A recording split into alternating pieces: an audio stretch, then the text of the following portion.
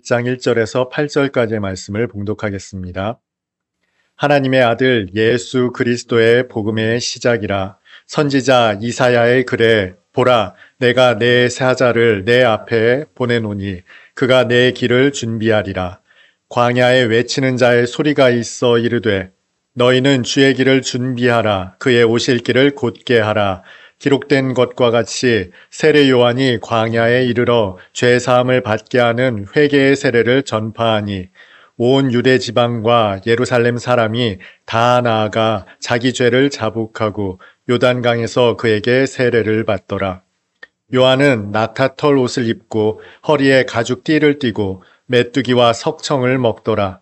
그가 전파하여 이르되 나보다 능력 많으신 이가 내 뒤에 오시나니 나는 굽혀 그의 신발끈을 풀기도 감당하지 못하겠노라.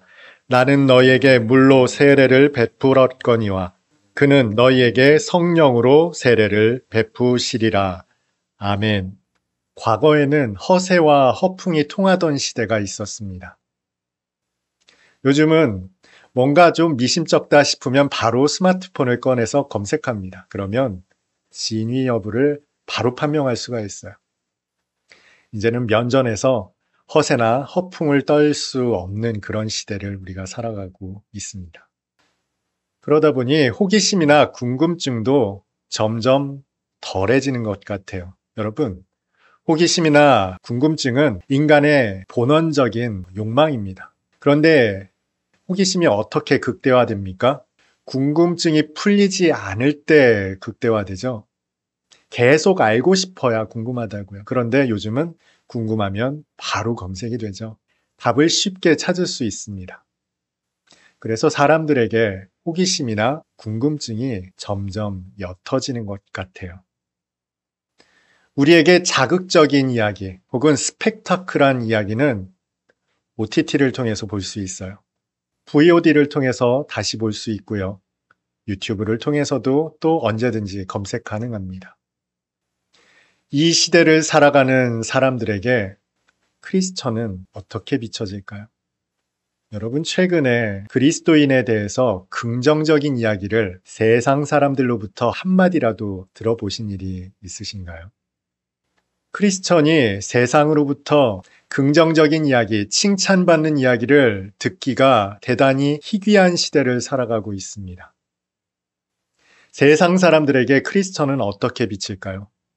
이 사람들, 신이 창조했다라는 창조론을 믿는 사람들, 설화와 같은 대홍수 이야기를 믿는 사람들, 바다가 갈라져서 홍해길을 건너갔다라는 신화 같은 이야기를 믿는 사람들, 물고기 2마리와 떡 5개로 5,000명이 넘는 사람들, 배부르게 먹었다는 허황된 이야기를 믿는 사람들, 세상 사람들에게 크리스천은 그렇게 비춰집니다.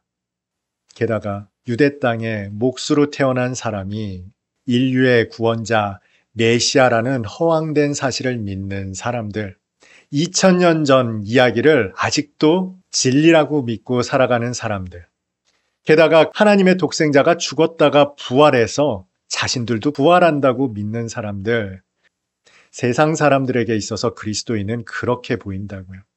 한마디로 그리스도인은 2000년 전 과거를 살아가는 사람들, 도무지 말이 통하지 않는 사람들, 사람들은 우리를 그런 시선으로 보고 있어요.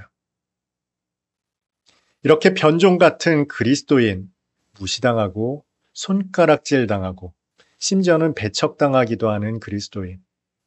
그런데 이런 삶을 살았던 게 오늘 2025년에 우리뿐일까요?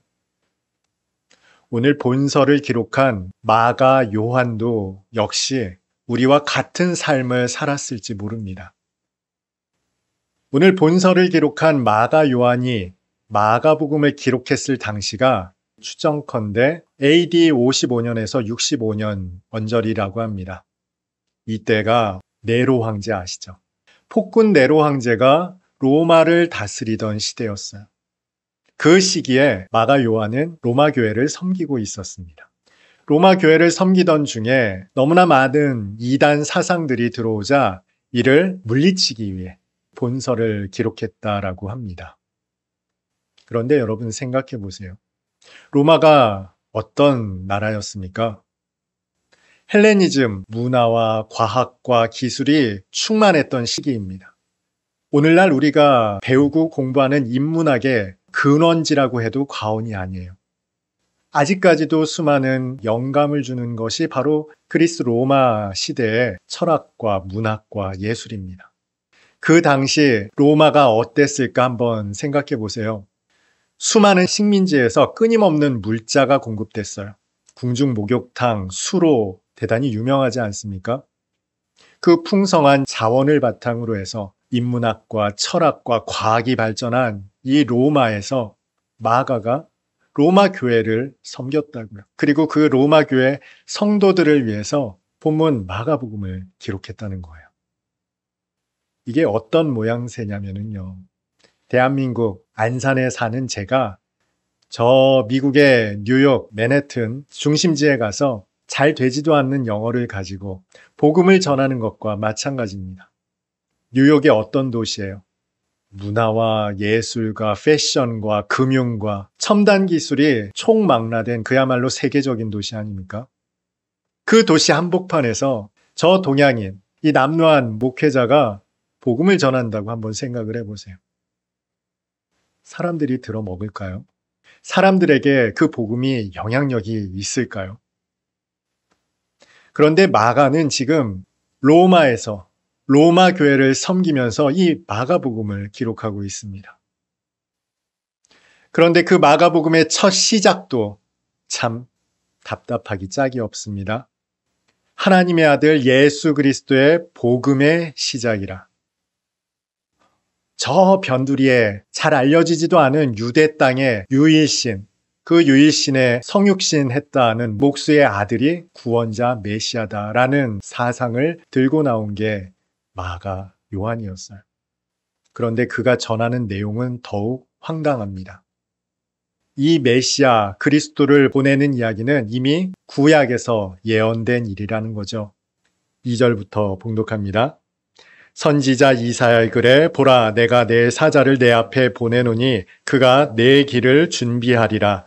광야에 외치는 자의 소리가 있어 이르되 너희는 주의 길을 준비하라. 그의 오실 길을 곧게 하라. 기록된 것과 같이. 아멘. 그리스도 메시아가 임하시기 전에 어떤 사람이 먼저 나타나서 그 길을 곧게 할 터인데 광야에서 외치더라는 겁니다. 물론 은유적인 표현이겠거니 이 세상이 광야와 같지 않습니까? 광야와 같은 세상에 하나님의 복음이 임하시기 전에 선포하는 자가 나타났다. 그렇게 받아들일 수 있을 것 같아요. 상징적인 의미, 은유적인 의미로. 그런데 그 구약의 예언은 아주 실제적으로 성취되었습니다.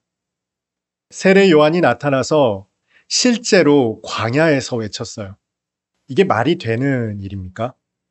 복음을 전하는데 우리나라에서 가장 넓은 평야가 호남 평야죠. 호남 평야 한복판에서 복음을 외친다고 생각을 해보세요. 누가 됐습니까? 들을 사람이 없잖아요. 그런데 세례 요한이 나타나서 광야에서 외쳤어요. 이 광야가 어떤 곳입니까? 들짐승이 있는 곳이죠. 인적이 드문 곳입니다. 간혹 여행자들이 오고 간다면 그들은 주변에서 만날지도 모를 강도나 도적대를 경계하며 주의하며 다닐 만한 사람들만 겨우 다닐 만큼의 그렇게 인적이 아주 드문 그 광야에서 복음을 선포했다는 거예요. 세례 요한은 그의 선교지를 광야로 정했어요. 그런데 놀라운 일이 나타나죠. 5절입니다. 온 유대 지방과 예루살렘 사람이 다 나아가 자기 죄를 자복하고 요단강에서 그에게 세례를 받더라. 그가 전하는 말을 듣기도 희귀한 상황인데 모든 사람들이 세례를 받으러 그에게 나왔다는 거예요. 심지어 그가 전한 메시지는 복의 메시지도 아니었습니다. 회개를 촉구하는 메시지였어요. 회개가 무슨 뜻입니까? 너희들 틀렸다라는 뜻이죠. 너희들 잘못했다라는 거예요. 그런데 그 메시지를 듣고 사람들이 그에게 나와 세례를 받았습니다. 도무지 아무리 살펴봐도 복음을 선포한데도 들어먹을 것 같지 않은 모든 조건을 갖춘 상황에서 세례 요한은 사역을 감당했는데 그 하나님의 뜻이 세례 요한을 통해 성취되었다는 거예요. 여러분 살다 보면 그런 생각 들 때 있지 않으세요? 이게 될까? 물론 복권 한 장을 사고 나서 이게 당첨될까? 이런 말씀 드리는 건 아닙니다. 우리는 시작할 때 종종 그런 생각을 합니다. 최악의 조건을 가정하며 이게 될까? 저 역시도 돌이켜보니 그렇더라고요. 어느덧 반백년의 세월이 지났습니다. 예배를 드리는 처소는 주택가, 복층을 개조한 그런 장소에서 예배를 드리고 있어요. 전하는 메시지는 아주 재미있는 메시지도 아니고 귀에 쏙쏙 들어오는 그런 메시지도 아닙니다. 게다가 기독교에 대해서 세상은 한없이 냉소적이기만 합니다. 그 와중에 결혼도 하지 않은 목사가 교회를 개척했습니다. 참 그 생각 많이 합니다. 이게 될까? 여기에서 될까라는 질문은 번듯하게 땅을 사서 교회당을 짓고 많은 사람들이 헌금하는 그런 꿈꾸는 게 아닙니다.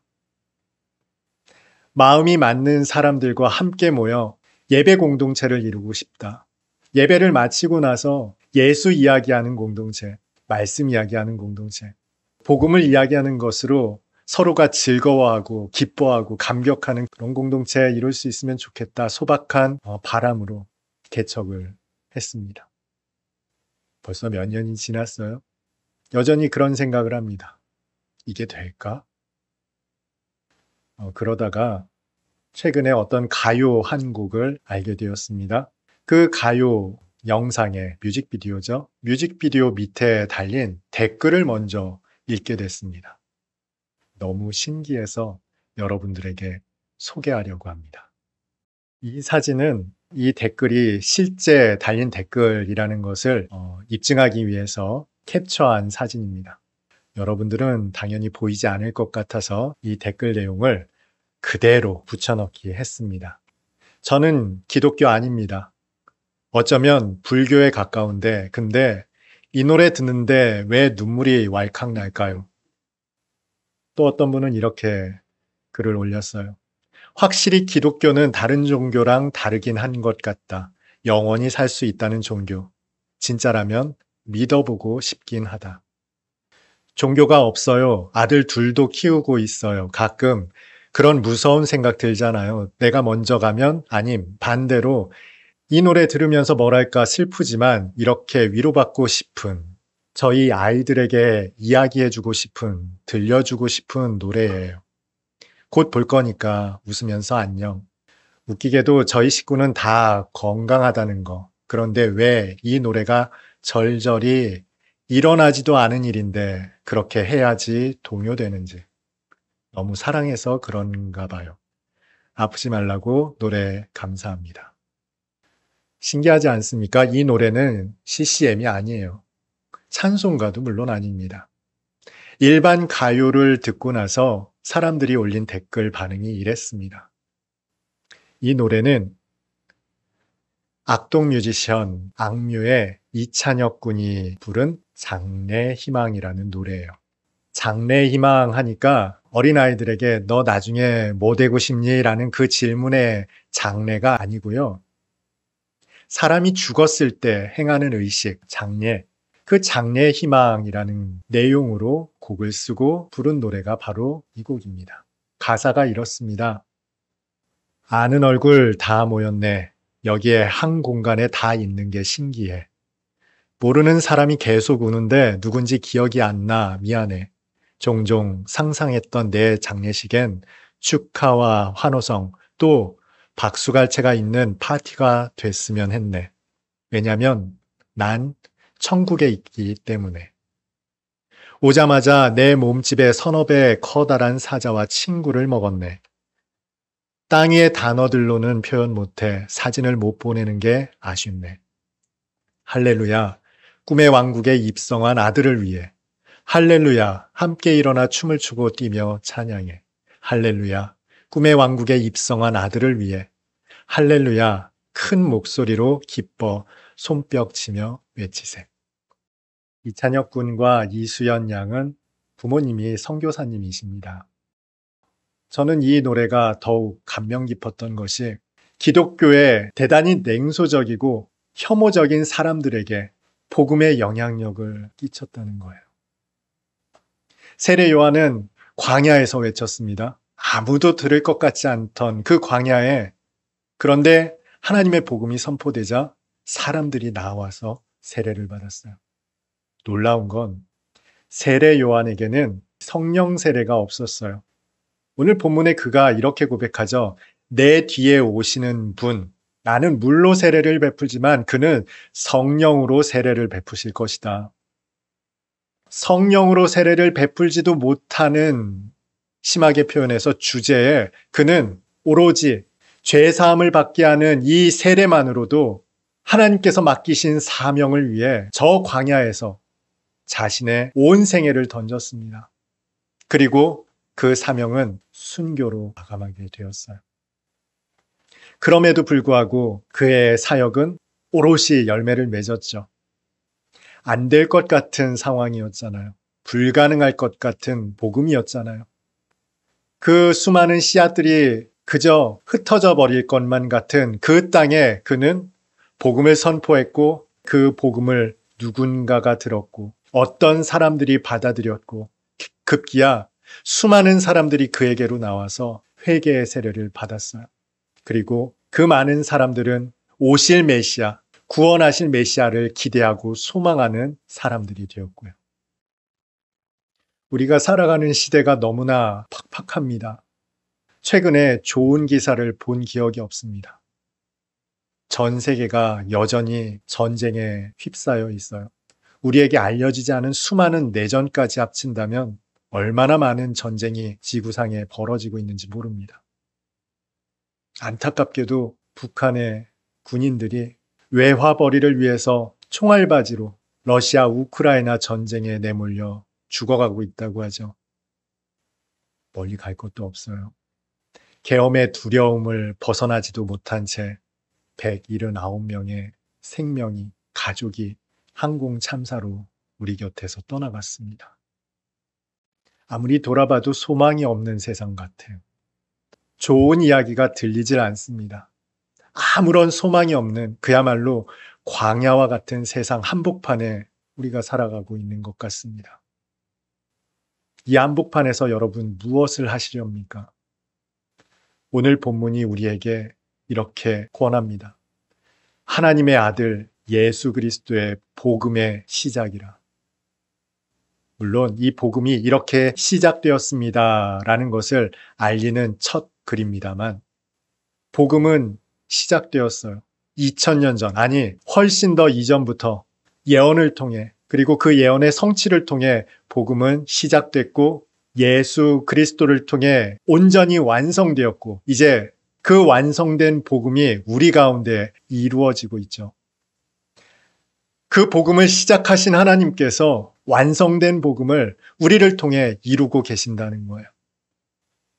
새해 첫 메시지 어떤 말씀을 나눌까 고민하다 우리에게 더없이 필요한 것이 복음임을 알았습니다. 여러분에게 복음이 있었으면 좋겠어요. 복된 소식, 뛸 만큼 기쁜 소식. 어떤 이에게는 합격 소식이겠고, 또 어떤 이에게는 아이를 낳았다는 소식, 병이 나았다는 소식일 수도 있고, 그 어떤 소식이든 우리에게 복음의 소식이 좀 많았으면 좋겠습니다. 그러나 그 모든 좋은 소식들 중에서 세상이 들을 것 같지 않지만 받아들일 생각이 없는 것 같은 그 세상에, 그런데 이 노래 한 곡이 누군가의 가슴을 울렸다면, 누군가의 가슴을 떨리게 만들었다면 여전히 2000년 전 하나님의 독생자의 복음은 유효하다는 거예요.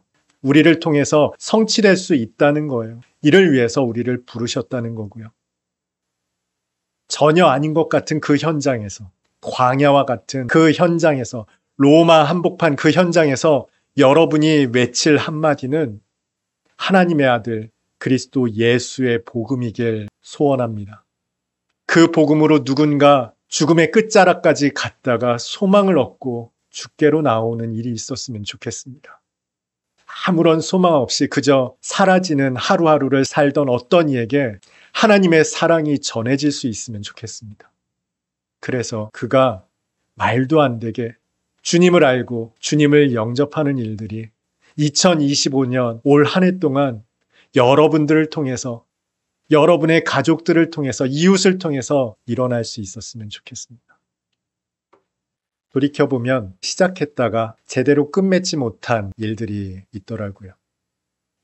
아주 사소한 수많은 계획들, 그 처음 시작들이 우리 가운데 있었습니다. 그러나 우리는 그 모든 일들을 다 이루지는 못했어요. 그런데 하나님의 아들 예수 그리스도의 복음의 시작을 선포하신 것, 그리고 이루신 것은 하나님입니다. 하나님이 시작하셨다면 하나님은 무슨 일이 있어도 이루십니다. 그 복음을 시작하신 이가 여러분의 이웃 가운데 복음을 완성하는 아름다운 역사가 있기를 바랍니다. 그래서 여러분들의 입술을 통해서 하나님의 생명이, 그리스도의 복음이 온전해지는 2025년 될 수 있기를 주님의 이름으로 축복합니다.